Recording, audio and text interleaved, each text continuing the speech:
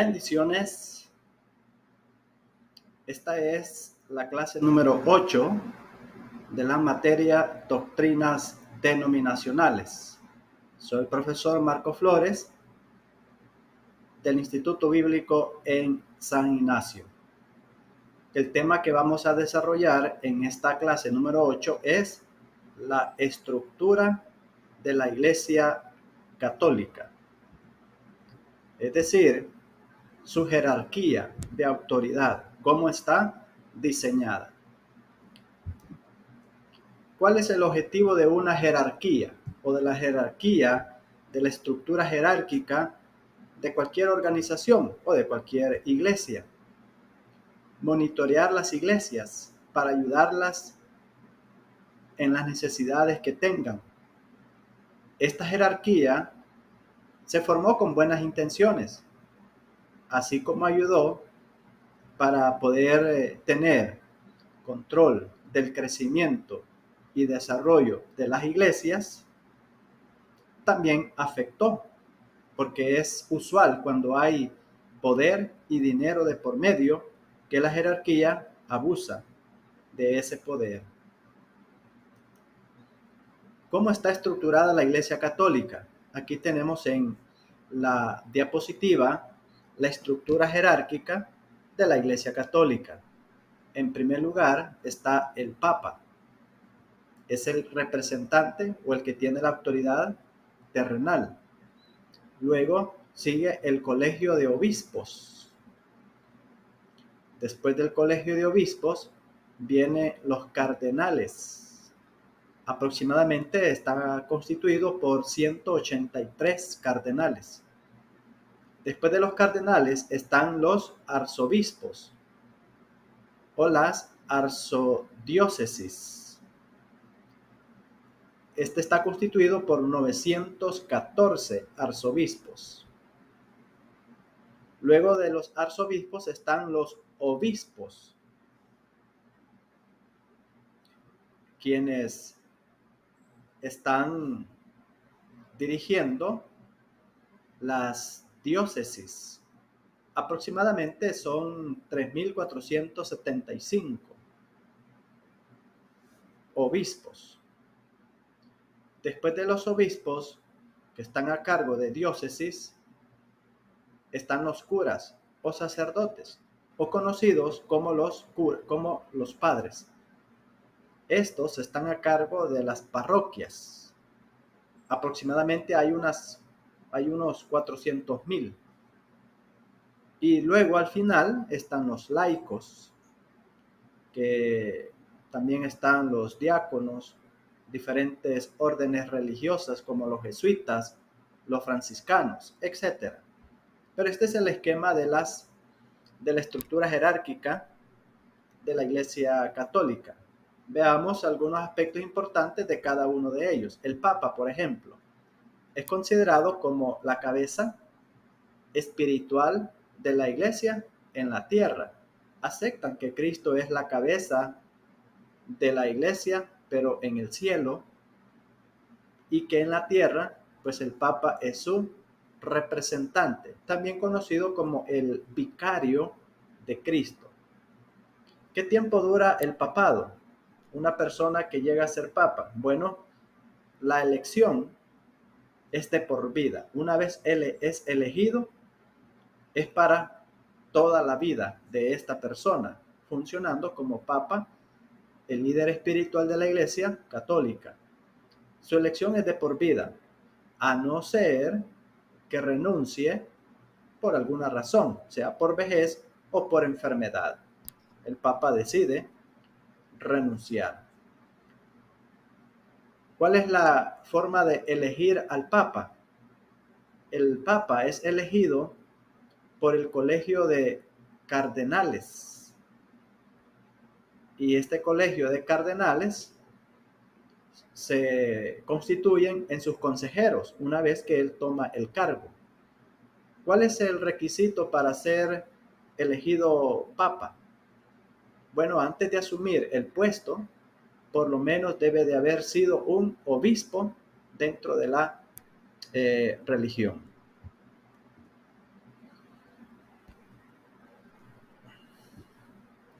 el Papa ejerce su dominio y autoridad sobre la Iglesia desde el Vaticano. Las misas que celebra el Papa en eventos muy importantes, él da sus homilías desde la Plaza San Pedro, la Basílica de San Pedro. Aquí veremos en la diapositiva esta imagen.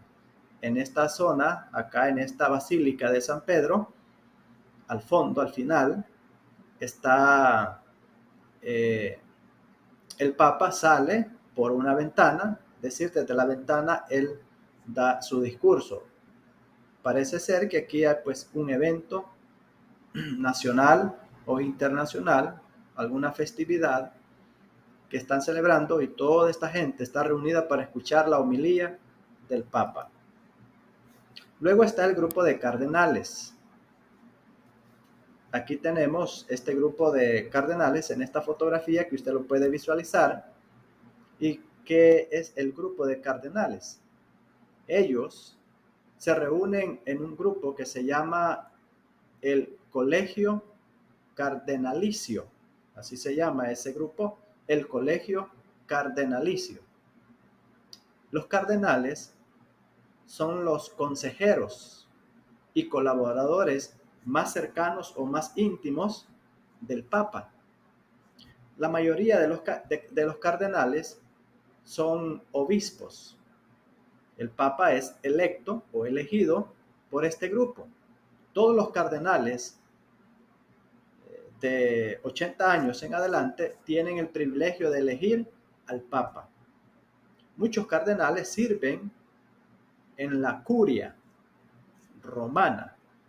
La curia romana es el grupo que asiste al Papa en la administración de la Iglesia. Esa es la curia romana.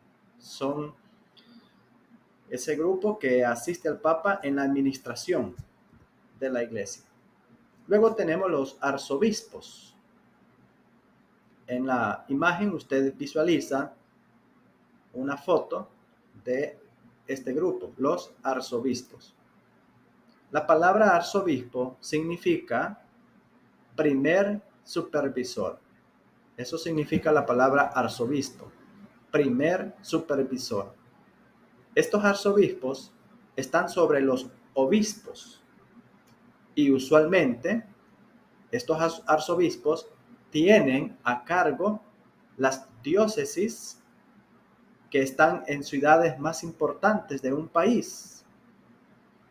Los arzobispos no necesariamente tienen más poder que un obispo, nada más es que ocupan un rango más importante que un obispo, y las diócesis que ellos administran son diócesis que tienen más población, que están en ciudades muchas más importantes, como el caso de San Salvador, que es la ciudad más poblada, más importante, más comercial, y pues ahí está el arzobispo. Estas son diócesis que tienen más número de asistentes o están en ciudades mucho más importantes. Allí ejercen el ministerio los arzobispos. Luego tenemos el siguiente grupo, que son los obispos. Este grupo de obispos se consideran los sucesores directos de los 12 apóstoles. Ellos se consideran como los sucesores directos de los 12 apóstoles. Este grupo de obispos, este grupo que tenemos acá en pantalla, es otro grupo dentro de la estructura de la Iglesia Católica Romana. Este grupo está involucrado con los creyentes del pueblo, los cuales son los presbíteros. Este grupo que usted ve acá son llamados los presbíteros, también son conocidos como los sacerdotes o como el cura del pueblo o el padre. Este grupo es el que está en contacto con la comunidad, con las necesidades del pueblo. Este grupo tiene autoridad sobre una parroquia de una diócesis. En una parroquia, este grupo ejerce la autoridad y son los que realizan las homilías y los diferentes eventos de adoración que se llevan a cabo en una parroquia. El sacerdote es el que intermedia entre los fieles y Dios. Ese es el concepto de este grupo dentro de la jerarquía de la Iglesia Católica. ¿Cuáles son las funciones del sacerdote? O cura o padre conocido, ¿verdad?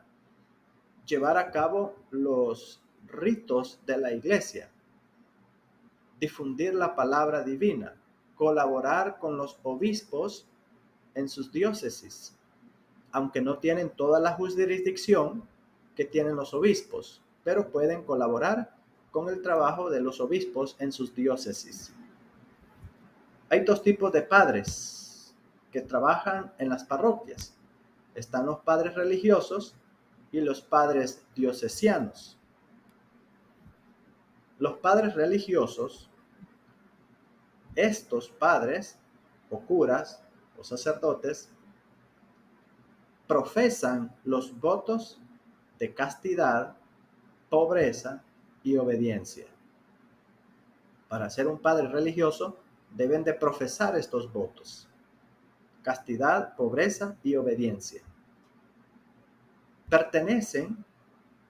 Estos padres religiosos pertenecen a una organización religiosa como los franciscanos, los salesianos y otros grupos religiosos dentro de la estructura de la Iglesia Católica.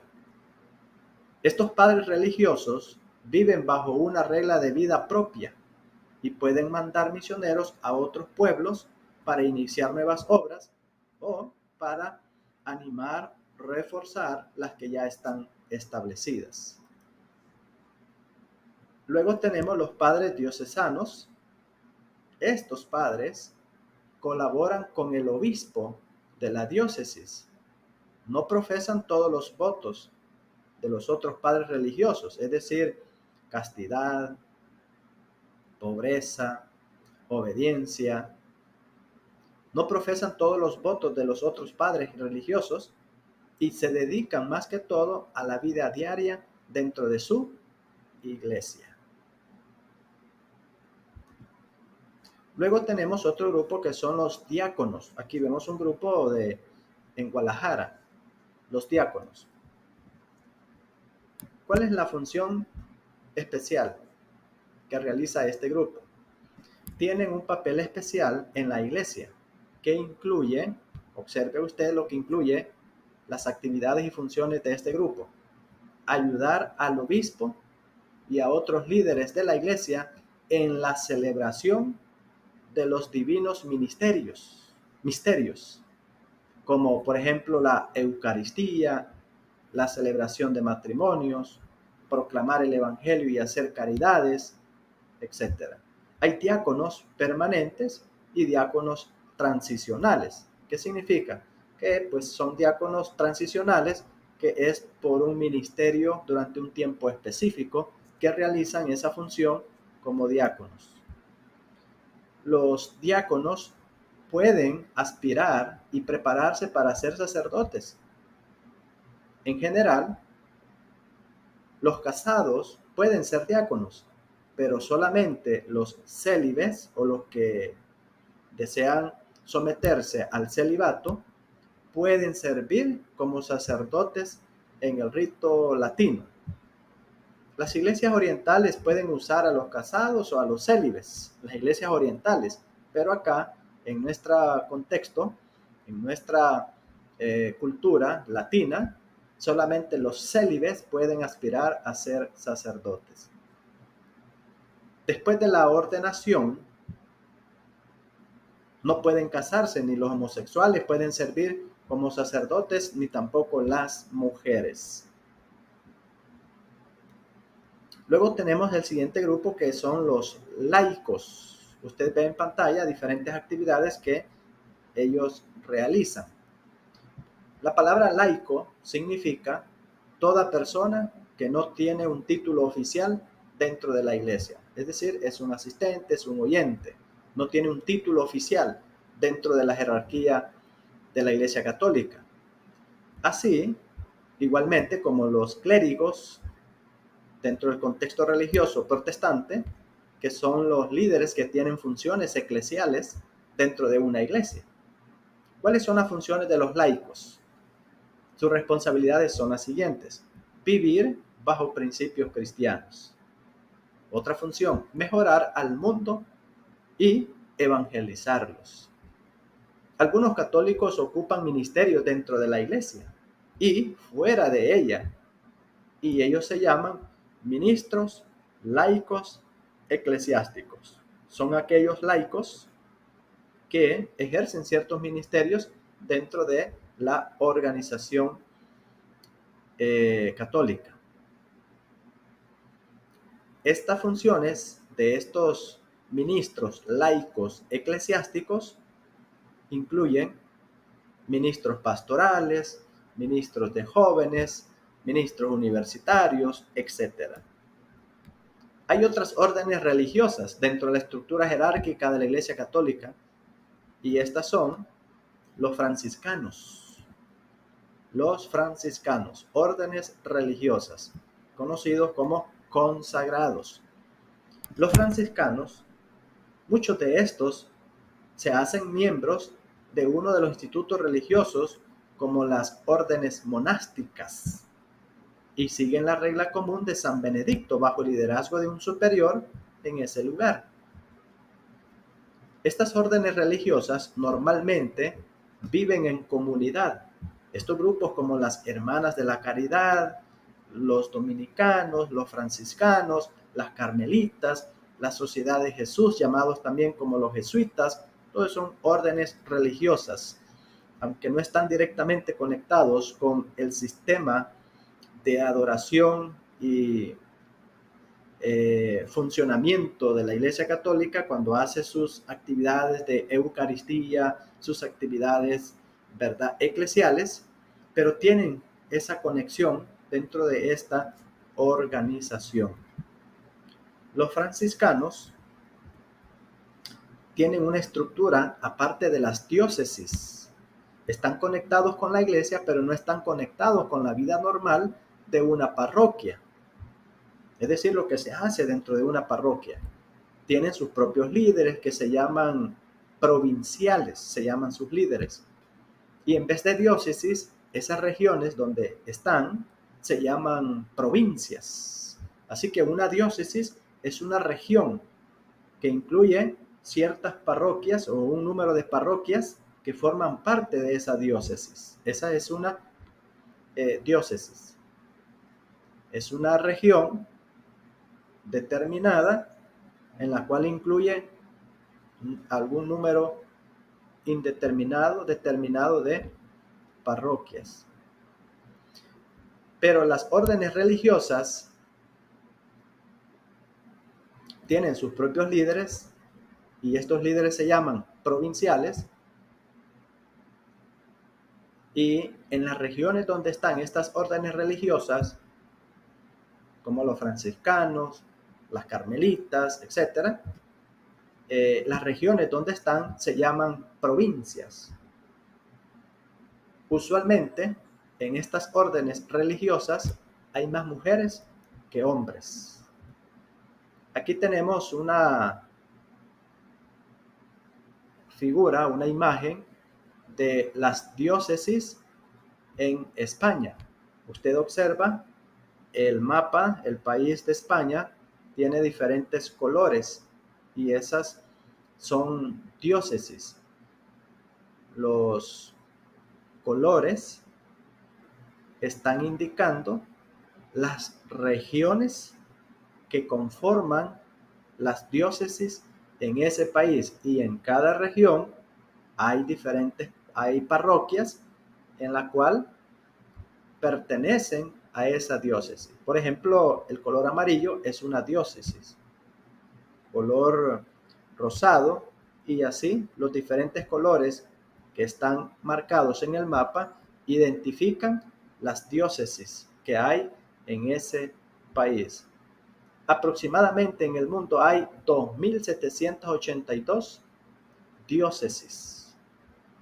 Estas diócesis son organizadas dentro de 23 ritos, un rito latino y 22 ritos orientales.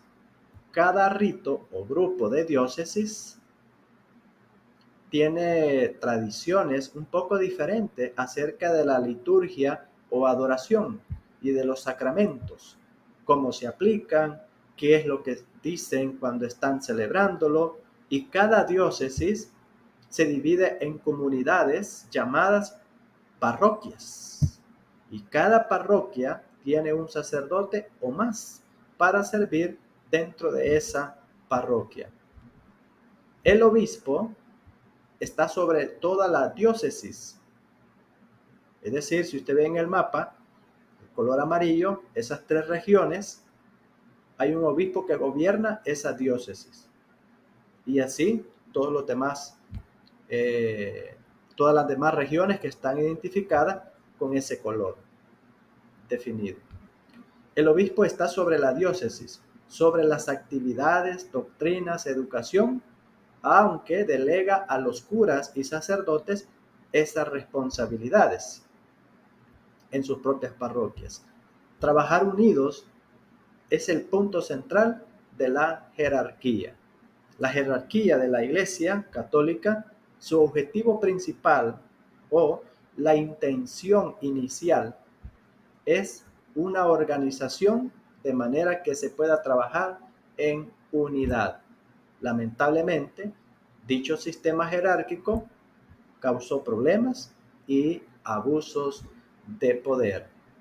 Esta es una forma de ilustrar y presentarles a ustedes cómo está organizada en su jerarquía la Iglesia Católica Romana. Dios le bendiga.